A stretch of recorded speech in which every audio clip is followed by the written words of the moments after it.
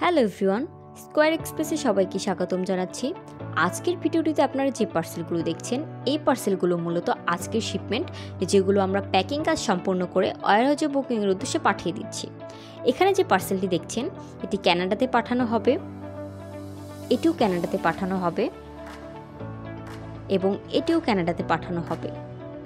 এছাড়াও এখানে যে পার্সেলটি দেখছেন, এটি একটি স্যাম্পল, এটি ইউএসএতে পাঠানো হচ্ছে। এবং অপরদিকে যে পার্সেলটি দেখছেন, এটি একটি মেডিসিন, যেটি মালয়েশিয়াতে পাঠানো হচ্ছে। এবং এখানে দুটি পার্সেল রয়েছে যেগুলো ইউএসএতে পাঠানো হচ্ছে ইউপিএস এর মাধ্যমে।